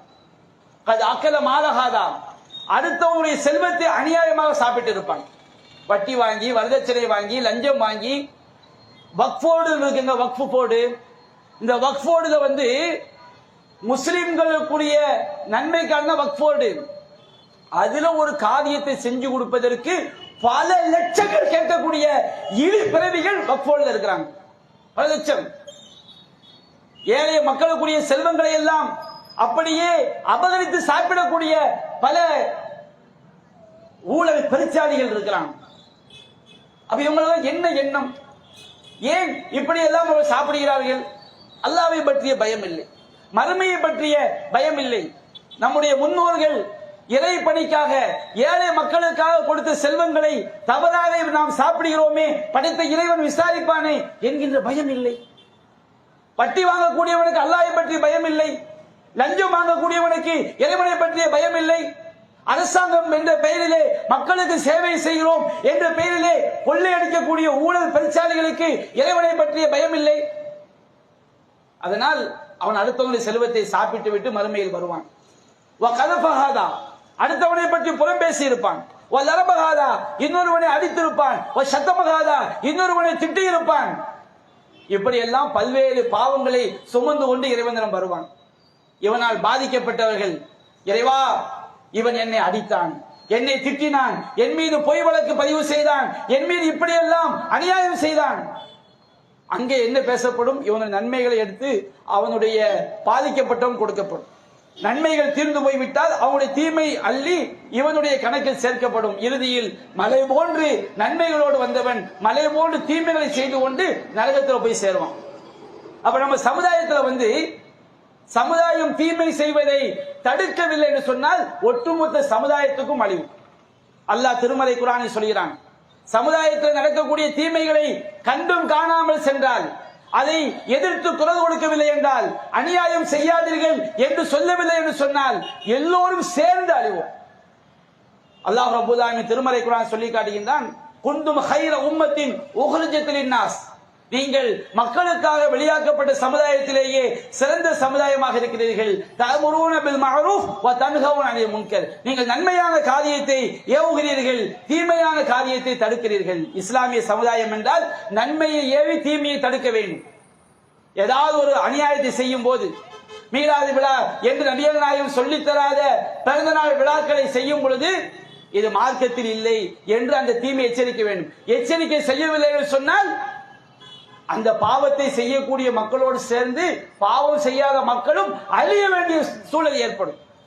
நபிகள் நாயகம் ஸல்லல்லாஹு அலைஹி வஸல்லம் சொன்னார்கள், ஒரு சமுதாயத்தில் பாவமான காரியங்கள் சமுதாயம் செய்யும் போது, இறைவனும் இறை தூதரும் காட்டி தந்த வழிக்கு மாற்றமான காரியங்களை சமுதாயம் செய்யும் போது, இணை வைக்கக்கூடிய காரியங்களை சமுதாயம் செய்யும் போது, பல பகைமையான காரியங்களை செய்யும் போது சமுதாயத்தில் ஒற்றுமை அவசியம். நாம் எதையுமே சொல்லக்கூடாது. ஏண்டா இப்படி தப்பு செய்யறேன்னு கேட்டா ஒற்றுமை செஞ்சிடும், ஏண்டா வரதட்சணை வாங்குறேன்னு கேட்டா ஒற்றுமை பறி போயிரும். ஏன்டா வட்டி வாங்குறேன்னு கேட்டா ஒற்றுமை செஞ்சணும், வட்டியை பத்தி பேசக்கூடாது, வதந்திரையை பத்தி பேசக்கூடாது, பெரும்பாவமான இணை வைப்பை பத்தி பேசக்கூடாது, பிதஆவான காரியங்களை பற்றி பேசக்கூடாது என்று எதையும் பேசாமல் வாய்மூடி மௌனிகளாக இருந்தால் ஏற்படக்கூடிய நிலை என்ன தெரியுமா? சமுதாய ஒற்றுமையாக ஏற்படாது. நெல்லிக்காய் மூட்டை மாதிரி அதை கெட்டி அவிழ்த்து விட்டால் ஒட்டுமொத்த சமுதாயமும் சிதறண்டு போகக்கூடிய நிலைமை ஏற்படும். நபிகள் நாயகம் அற்புதமான ஒரு உதாரணம் சொல்லி காட்டுகிறார்கள். நம்ம சமுதாயம் நம்ம இனத்தவர் என்பதற்காக பாவங்களை கண்டுகொள்ளாமல் சென்றால் எப்படிப்பட்ட பேரழிவு ஏற்படும்? சஹீஹுல் புகாரியில 2493 செய்தியாக பதிவு செய்யப்பட்டிருக்கிறது. இறை கட்டளைகளில் உறுதியாக இருக்கக்கூடியவனும் இறை கட்டளைகளில் பொடுபோக்காக இருக்கக்கூடியவனுக்கும் ஒரு உதாரணம் சொல்றாங்க. ஒரு கூட்டம் இறைவனுக்கு பயந்து அவங்க சரியான முறை நன்மையான காரியங்களை செய்து கொண்டு வாழ்றாங்க. இன்னொரு கூட்டம் வரம்பு மீறி பாவமான காரியங்களை செய்து கொண்டு வாழ்கிறார்கள். இவங்களுக்கு உதாரணம் என்ன தெரியுமா? ஒரு கப்பல் கடல்ல போகுது. அந்த கப்பல்ல 2 தளம், மேல் தளம் கீழ்த்தளம். கப்பல்ல பார்க்கலாம், கீழ்த்தளம் என்பது பகுதி அளவு தண்ணிக்குள்ள முங்கிதான் இருக்கும். அது கப்பல்ல உள்ள செட்டப். அப்ப இந்த கீழ்த்தளத்துல உள்ளவங்களுக்கு தண்ணி தேவைப்பட்டா என்ன செய்வாங்க? மேல் தளத்துக்கு வந்து கடல்ல இருந்து என்ன செய்வாங்க? தண்ணி எடுப்பாங்க. இப்போ அவங்க கீழ்த்தளத்துல இருந்து மேல் தளத்துக்கு வரும்போது மேல உள்ளவங்களுக்கு சில சிரமங்கள் வந்து போகும்போது பல சிரமங்கள் என்ன செய்யுது? ஏற்படுது. அப்ப கப்பல்ல கீழே உள்ளவங்க ஒரு முடிவுக்கு வர்றாங்க, நம்ம மேல் தளத்துக்கு போறதுனால மேல உள்ளவங்களுக்கு சிரமம் ஏற்படுது, நாம கப்பல்லையே சைடுல ஒரு ஓட்டை போட்டுக்கிடுவோம். ஏன்னா கப்பல் தண்ணிக்குள்ள பாதி முங்கித்தான் இருக்கும். நாம சைடுல ஒரு ஓட்டை போட்டுக்கிறோம். கப்பல்ல வந்து ஒரு கடுகளவு அண்ணளவு ஓட்டை விழுந்துன்னு வச்சுக்கிடுங்க, கதை முடிஞ்சு போச்சு. ஒட்டுமொத்த கப்பல் உள்ள என்ன செஞ்சிடும்? முங்கி விடும். அப்ப நபிகள் நாயகம் கேட்கிறாங்க, இந்த கீழ்த்தளத்தில் உள்ள கூட்டம் ஒரு முட்டாள்தனமான முடிவை எடுக்கிறார்கள். நாம என்ன செய்வோம்? கப்பல்ல சைடுல ஒரு துளையை போட்டுக்கிடுவோம். அவங்க முடிவுக்கு எடுக்கிறாங்க. இப்ப நபிகள் நாயகம் சொல்லி காட்டுறாங்க, நாம வந்து இந்த மேல் தளத்தில் உள்ளவர்கள் அவங்க கீழ்த்தளத்தில் உள்ளவங்களுடைய செயலை தடுத்தால் என்ன நடக்கும்? 2 பேரும் தப்பிச்சுக்கலாம். அவன் கீழே ஓட்ட போட்டான் வச்சுக்கிறீங்க, அவன் மட்டுமா உள்ள முங்குவான்? அவன் மட்டும் சாக மாட்டான். யாரும் சேர்ந்தா சாவாங்க. மேல உள்ள கப்பல் முங்கும்போது எல்லாம் சேர்ந்தா சாக முடியும்.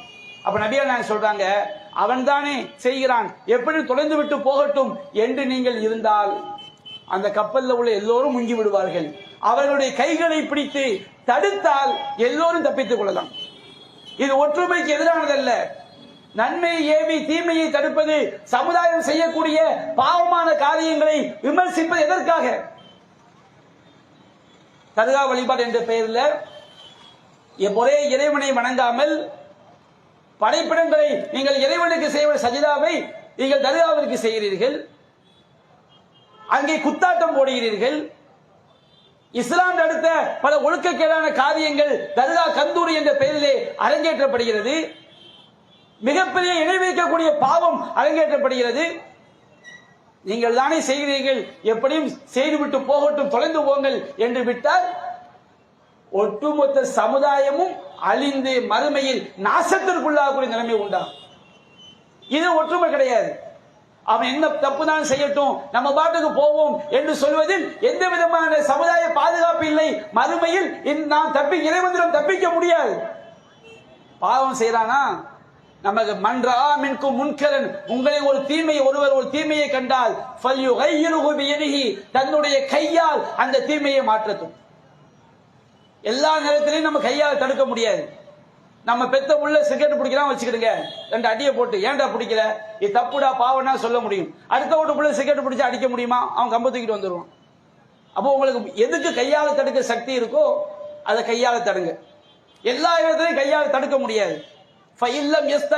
ஒரு பாவத்தை காணும் பொழுது கையால் தடுக்க சக்தி இல்லை என்றால் உங்களால் முடிஞ்ச அளவுக்கு நாவால் எடுத்து சொல்லுங்க, இது தப்பு, இது பாவம், இது செய்யக்கூடாது, சாராயம் குடிக்காதீங்க, மது அருந்தாதீங்க, வட்டி வாங்காதீங்க, அல்லாவுக்கு இணை வைக்காதீர்கள், பிதாவான காரியங்களை செய்யாதீர்கள், அல்லாஹ் ரசூல் கட்டுப்பட்டு நடங்கள் என்று வாயால் எடுத்து சொல்லணும்.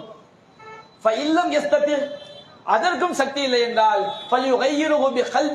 அவனுடைய உள்ளத்தாலாக தீமையை மாற்றது. உன்னுடைய உள்ளத்துல நீ அந்த தீமையை வெறுத்து ஒதுங்கிடு.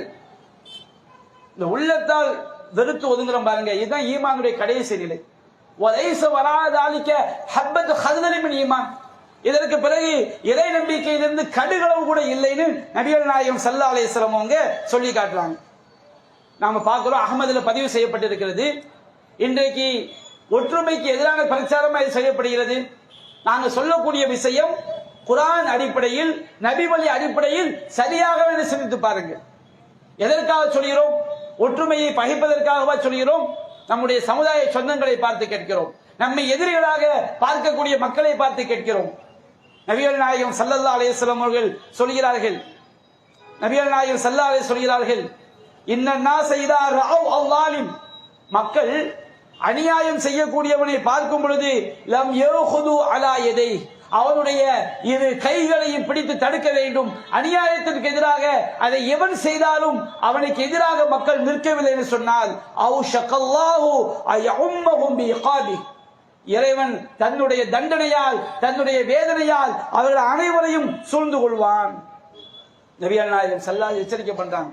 ஒரு அநியாயம் பண்ணும்போது அநியாயம் தான் தெரிஞ்சு உங்களால் கையால் தடுக்க முடிந்தால் தடுக்க வேண்டும், வாயால் சொல்ல முடிந்தால் சொல்ல வேண்டும். அதற்கும் இல்லாவிட்டால் உள்ளத்திலாவது அந்த தீமையை வெறுத்து ஒதுக்கிவிட வேண்டும். இல்லை என்றால் இறைவனுடைய தண்டனை வரும்போது ஒட்டுமொத்த சமுதாயமும் அது பீடிக்கப்படும்.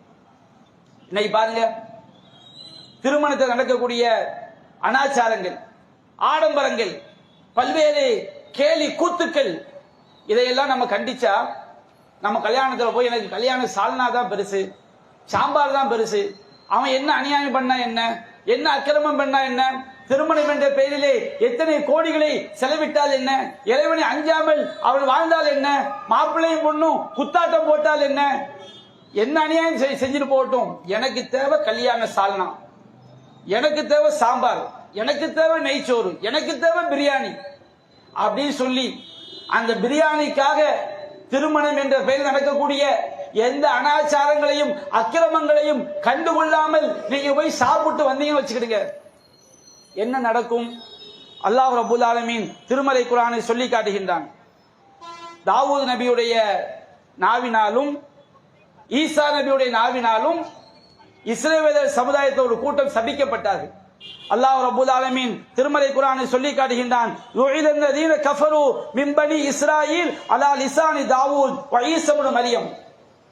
இஸ்ரவேல் சமுதாயத்தில் ஒரு கூட்டம் மூசா நபியை பின்பற்றிய கூட்டம் முஸ்லிம்களா இருந்தாங்க, தாவூத் நபியை பின்பற்றிய கூட்டம் முஸ்லிம்களா இருந்தாங்க, ஈசா நபியை பின்பற்றிய கூட்டம் முஸ்லிம்களா இருந்தாங்க. ஆனா ஒரு கூட்டம் என்ன செஞ்சாங்க? அவங்க காஃபிராக போனார்கள். என்ன காரணம்? அல்லாஹ் சொல்லி காட்டுகின்றான், இஸ்ரவேல் சமுதாயத்தில் காஃபிர்களான இறை மறுப்பாளர்களாக மாறிய ஒரு கூட்டம் சபிக்கப்பட்டார்கள். ஈசா நபியுடைய நாவினாலும் தாவூத் நபியுடைய நாவினாலும் சபிக்கப்பட்டார்கள். என்ன காரணம் தெரியுமா? தாலிக பிமா அஸவ் வ கானூ யஅ்ததூன், அவர்கள் இறைவனுக்கு மாறு செய்து வரம்பு மீறினார்கள். அவர்கள் செய்த குற்றம் கானூ லா யதனாஹவுன அன் முன்கரின் ஃபஅலு, அந்த சமுதாயம் செய்து கொண்டிருக்கக்கூடிய தீமையை விட்டும் தடுக்கவில்லை. அவங்க என்ன செஞ்சாங்க? எதற்காக தடுக்கல? தீமையை தடுத்து அவங்களோட போய் சாப்பிட முடியுமா? அவங்களோட போய் குடிக்க முடியுமா? அப்ப நம்ம அந்த பல்வேறு நோக்கங்களுக்காக அவர்களிடம் கண்ணியத்தை பெற வேண்டும் என்பதற்காக அவர்கள் தீமையை தடுக்காமல் இருந்தார்கள். அதனால் அவர்கள் சபிக்கப்பட்டார்கள், அவருடைய உள்ளங்கள் மாற்றப்பட்டது. லபிஸ மா கானூ யஃஅலூன், அவர்கள் செய்து கொண்டிருந்தது மிக கெட்டதாகி விட்டது என்று அல்லாஹ் ரப்பல் ஆலமீன் சொல்லி காட்டுகிறான். அப்போ இந்த மாதிரி நம்முடைய உள்ளம் நீங்கள் தீமையை தடுக்கவில்லை என்று சொன்னால் என்ன ஆகும்? நம்முடைய உள்ளம் அந்த பாவங்களை செய்யக்கூடிய உள்ளங்களாகவே மாறிவிடும். இறுதியாக ஒரே ஒரு செய்தியை மட்டும் சொல்லிக் கொண்டு என்னுடைய உரையின் இறுதி பகுதிக்கு நான் வருகின்றேன். இன்றைக்கு பார்க்கிறோம், சிலர் என்ன செய்வாங்க? தௌஹீத நல்ல விளங்கினவங்களா இருப்பாங்க, நல்ல ஏகத்துவ கொள்கையை விளங்கியவர்களா இருப்பாங்க. ஆனா ஏதாவது அரசியல் கட்சியில் தீவிரமா ஈடுபடுவாங்க. எங்க கொண்டு போய் சேர்க்கும் தெரியுமா? நீங்க பாவங்களை தடுக்காம, பாவங்களை எச்சரிக்கை பண்ணாம, நமக்கு நாம ஒரு பதவிக்கு வரணும், நாம ஒரு நம்முடைய கட்சி மேல வரணும் என்ற அடிப்படையில் செயல்படும் போது இன்றைக்கு பல மக்களை பார்க்கிறோம். ஒரு சகோதரர் ஏகத்துவத்தை நல்ல விளங்கினாலு அவர் என்ன பண்றாரு சொன்னோம்னா, மீலாது விழா சிறப்பு பயான் அப்படி அனுப்புறாரு. என்னன்னு கேட்டா, அவர் ஒரு கட்சியில உறுப்பினர், அந்த கட்சியில உள்ள ஒரு தலைவர் அதில் கலந்து கொள்கிறார். எப்படிப்பா இந்த உள்ளம் எப்படி மாறியது? நீங்க தீமையை தடுக்காவிட்டால், செய்யக்கூடிய பாவங்களை எல்லாம், அநியாயங்களை எல்லாம் வேறொரு நோக்கத்திற்காக நீங்கள் கண்டுகொண்டே சென்றார். ஒரு கட்சியில இருப்பாரு, பொம்பளை பொறுக்கியா இருப்பான். நம்ம கட்சிக்காரன், நம்ம சொன்னா சிக்கலாயிரும், எச்சரிக்கை பண்ண மாட்டாங்க. ஒரு கட்சியில இருப்பாங்க, ஊழல் பண்ணி சாப்பிடுவான், நம்ம கட்சிக்காரன், நம்ம சொன்னா நமக்கு கட்சியில நம்மளை வெறுத்துருவாரு. இப்படி சொல்லி இறைவனுக்கு அஞ்சாமல் இந்த உலக லாபத்திற்காக, இந்த உலக நன்மைக்காக அவர் செய்யக்கூடிய தீமைகளை எல்லாம், எல்லா விஷயத்திலையும் தீமைகளை நீங்கள் தடுக்காதவர்களாக இருந்தால், தீமைகளை அங்கீகரிக்கக்கூடிய உள்ளமாக நம்முடைய உள்ளம் மாறிவிடும். குர்ஆன் அல்லாஹ் சொல்லி காட்டுகின்றான், வகத் நஸல அலைக ஃபில் கிதாப், அல்லாஹ் உங்களுக்கு வேதத்திலே இறக்கி வைத்திருக்கின்றான், அன் இதா சமீதும் ஆயாத்தில்லாஹி யுக்ஃபரு பிஹா வ யுஸ்தஹஸு பிஹா, அல்லாஹ்வுடைய வசனங்கள் கேலி செய்யப்படுவதை, மறுக்கப்படுவதை, கேலி செய்யப்படுவதை நீங்கள் செவியுற்றால் ஃபலா தக்உது மாஹும், அந்த கேலி செய்ய கூட்டத்தோடு, மறுக்கக்கூடிய கூட்டத்தோடு நீங்கள் அமராதீர்கள். ஹத்தா யகூலு ஃபி ஹதீஸின் கைரி, அவர்கள் வேறு காரியத்தில் ஈடுபடும் வரை பாவம் செய்யக்கூடிய மக்களோடு நீங்கள் அமர்ந்து விடாதீர்கள். அப்படி அமர்ந்தால் நீங்களும் அவர்களை போன்றவர்கள் தான். அப்ப நம்ம பாவத்தை கண்டுக்காம, அவன் தானே செய்யறான், செஞ்சுட்டு போகட்டும், நாமளா செய்யறோம் சொல்லி அந்த சபையில போய் அமர்ந்திருந்தால் நம்முடைய உள்ளம் பாவம் செய்யக்கூடிய உள்ளமாக மாறிவிடும். பாவம் நடக்கும் பொழுது அதை கையால் தடுக்க சக்தி இருந்தால் கையால் தடுக்காமல், நாவால் தடுக்க சக்தி இருந்தால் நாவால் அதை எடுத்து சொல்லாமல், உள்ளத்தால் கூட வெறுத்து ஒதுக்காமல் எல்லா பாவங்களையும் நாம் ஒற்றுமை என்ற பெயரில் பாவங்களை எல்லாம் சகித்துக் கொள்ளக்கூடிய மக்களாக மாறிவிட்டோம் என்று சொன்னால், கொஞ்ச காலத்துல நம்முடைய உள்ளமும் மாறிவிடும். மாறிவிட்டால் இறை வசனங்கள் சொல்லப்படும் பொழுது நமக்கு அது உள்ளத்தை போய் கதவை தட்டாது. நம்முடைய உள்ளம் இறை வசனங்களை, இறை கட்டளைகளை, மார்க்கத்தை வெறுக்கக்கூடிய உள்ளமாக மாறிவிடும். நபிகள் நாயகம் சொன்னார்கள், சலாசுன் மன் குன்ன ஃபீஹி வஜத ஹலாவத்தல் ஈமான், 3 தன்மைகள் யாரிடம் இருக்கிறதோ அவன் ஈமானுடைய சுவையை உணர்ந்து விட்டான். நம்முடைய நாக்குக்கு எப்படி சுவை இருக்கிறதோ, அது இனிப்பை, சுவையை, டேஸ்டை எப்படி அது ருசிக்கிறதோ அது போன்று உள்ளத்திற்கும் சுவை இருக்கிறது. ஒருத்தனுக்கு காய்ச்சல் வந்து விட்டால் அவனுடைய நாக்கு சுவையை விரும்பாது. அதுபோன்று உள்ளத்தில் நோய் பிடித்து விட்டால் நற்காரியங்கள், ஈமான், இறை நம்பிக்கை அவனுக்கு வெறுப்பாக தோன்றும். அப்ப உள்ளம் ஆரோக்கியமான உள்ளமாக எப்பொழுது இருக்கும்?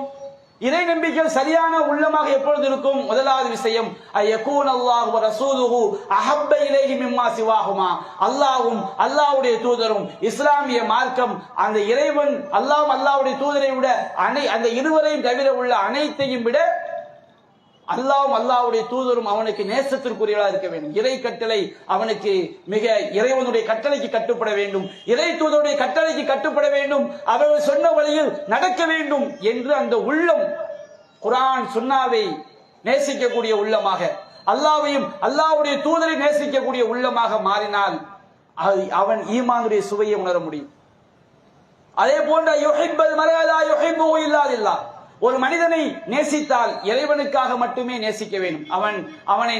அவனிடம் பணம் இருக்கிறது, அவனிடம் அழகு இருக்கிறது, அவனிடம் அந்தஸ்து இருக்கிறது என்ற நோக்கத்துக்காக நேசித்தால் அவன் இறைவனுக்காக நேசிக்கக்கூடியவன் அல்ல.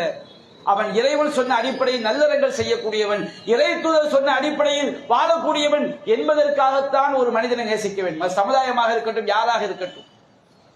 இது இருந்தால் அவனுடைய உள்ளம் ஈமானுடைய சுவையை உணர முடியும். அல்லாஹ் இறை மறுப்பிலிருந்து, பாவங்களிலிருந்து காப்பாற்றிய பிறகு மீண்டும் அதை நோக்கி செல்வதை வெறுக்க வேண்டும். நம்மை நெருப்பில் தூக்கி வீசினால் நம்முடைய உள்ளம் அதை எப்படி வெறுக்குமோ அது போன்று வெறுக்க வேண்டும். இது போன்று தீய காரியங்களை, பாவங்களை, இறை மறுப்பை வெறுத்தால் அவன் ஈமானுடைய சுவையை உணர்ந்து விட்டான். எனவே அன்பிற்குரிய சகோதரர்களே, உண்மையான அந்த ஒற்றுமை என்பது அல்லாஹ்வுக்கும் அல்லாஹ்வுடைய தூதருக்கும் கட்டுப்பட்டு இறைவனும் இறை தூதரும் சொன்ன நல்லறங்களை செய்து மறுமையில் நாம் இறைவனிடம் கண்ணியமிக்கவர்களாக, சொர்க்கவாசிகளாக மாற வேண்டும் என்ற அடிப்படையில் ஒவ்வொரு மனிதனும் மாறினால், ஒவ்வொரு மனிதனும் நான் இறைவனிடம் கண்ணியத்திற்குரியவனாக ஆக வேண்டும், நான் சொர்க்கம் செல்ல வேண்டும், நான் நரகம் சென்று விடக் கூடாது என்ற சுயநலம் மனிதனிடம் வந்துவிட்டால் அவனிடம் பொது நலம் தாராளமாக வரும். இதுதான் உண்மையான ஒற்றுமையை ஏற்படுத்தும். அல்லாஹ் ரப்பல் ஆலமீன் இறைவனுக்கும் இறை தூதருக்கும் கட்டுப்பட்டு வாழக்கூடிய நன்மக்களாக, ஈமானோடு வாழ்ந்து மரணிக்கும் நன்மக்களாக நம் அனைவரையும் ஆக்கிரல் புரிவானாக என்று கூறி என்னுடைய உரையை நிறைவு செய்கின்றேன். வாஹிரு தஅவானா அல்ஹம்துலில்லாஹி ரப்பில் ஆலமீன். அஸ்ஸலாமு அலைக்கும் வரஹ்மத்துல்லாஹி வபரகாத்துஹு.